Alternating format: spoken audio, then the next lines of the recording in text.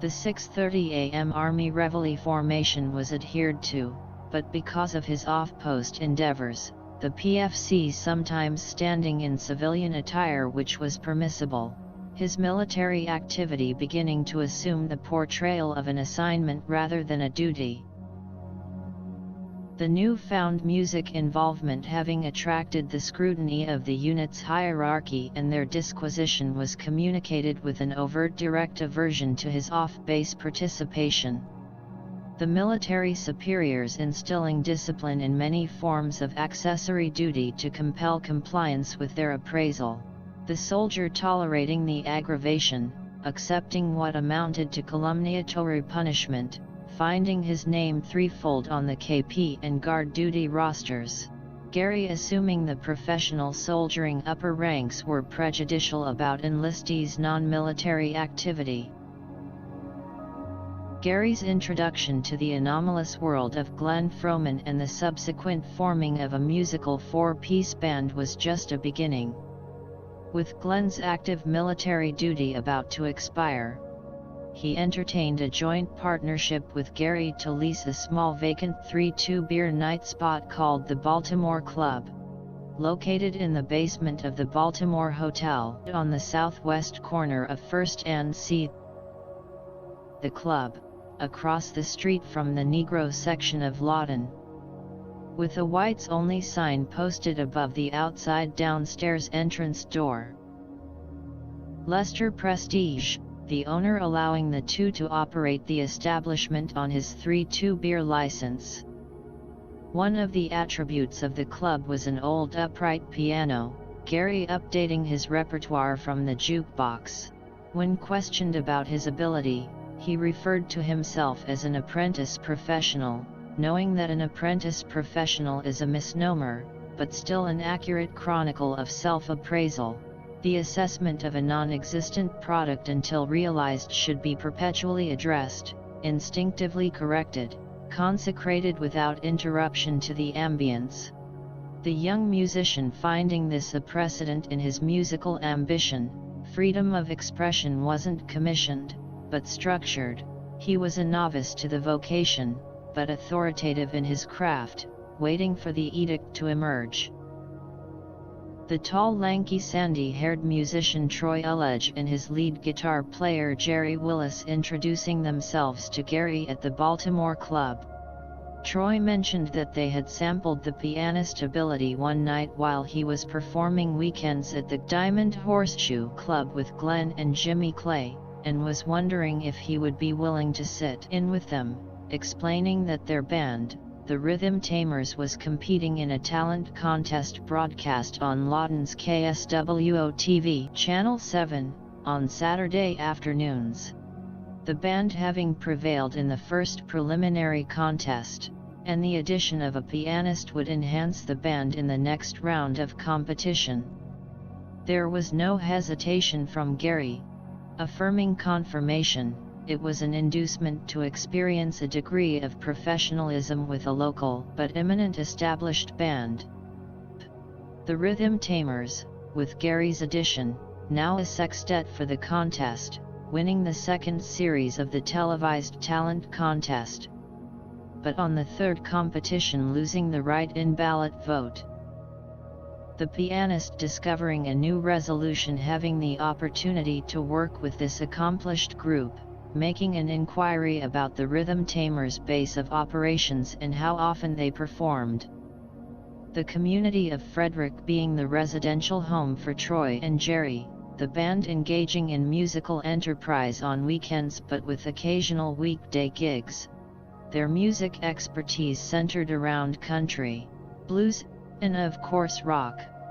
Troy the featured vocalist playing rhythm guitar, accompanied by a Chuck Berry Fender Man emulator, lead guitarist Jerry Willis, with Floyd Davis on bass, Winley a serviceman stationed at Altus Air Force Base on tenor sax and an accompanying drummer. The provocation of the fast-changing events was at an essential stage, Gary suffering a privation of conscience, a need to remove himself from the situation, applying for leave, planning a trip home to pause and reflect. Tom Holt, a Rickenbacker guitar-playing friend also in the military at Fort Sill, offering to lend Gary his 1949 Ford, but noting that when returning from a recent visit to his home in Minnesota, the Ford started to burn an excessive amount of oil, a quart, to every tank of gas, stating he doubted the car would make it to California. Gary hesitating but accepting Tom's offer, filling the trunk with an ample supply of bottled recycled oil, and extending an invitation to Penny, a lady friend from Cement, Oklahoma who had worked at the Baltimore Club as a waitress, to join him on this impetuous journey. The Ford providing an uneventful mode of transportation on the non-resting journey until reaching the California border.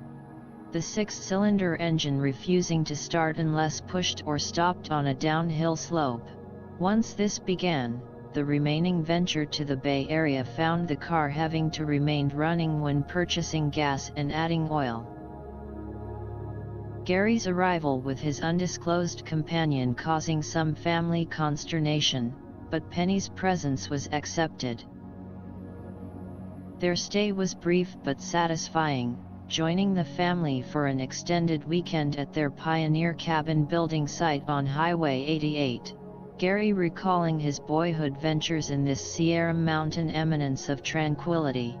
The couple's stay about to conclude, Gary looking into the Ford's problem, replacing a missing valve spring keeper. The car effectively had been operating on 5 cylinders, but like Tom, Gary was skeptical about the Ford able to make another 1,600-mile journey.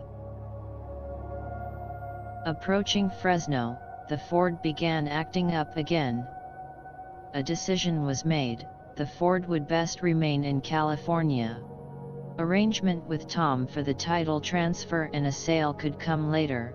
Greyhound would empower the return to Oklahoma. Arriving in Lawton, the travelers finding the trip somewhat exhausting, Penny continuing on to Cement, Gary undecided whether to spend the night in town or return to base. The experience of playing with the Rhythm Tamers weighing heavy, Gary awarding a decision to journey southwesterly to confer with Troy in person about his addition to the band. At the Frederick turnoff south of town, Gary having no trouble finding a passing rural farmer to provide transportation to the small rural Oklahoma community. The towering grain elevators blossoming on the horizon, the small township coming into view. Frederick, once a bustling Mecca during the Second World War, a home for the Frederick Army Air Base, a training facility for twin-engine aircraft pilots. This once prestigious town now just a small sleepy rural agricultural placard like many others in Oklahoma.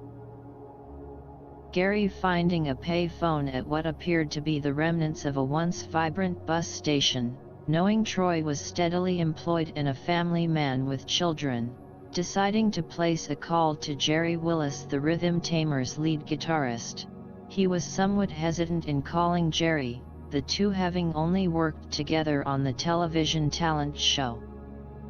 Jerry answering, offering to pick him up, relating that they would have to wait until Troy returned home from his day job. The two returning to Jerry's parents' residence, Jerry living at home since fulfilling his naval enlistment. Meeting in the late afternoon with Troy, the pianist professing his admiration for the band and his desire to play with the Rhythm Tamers. The band leader without hesitation giving an affirmation, never questioning Gary's proposal.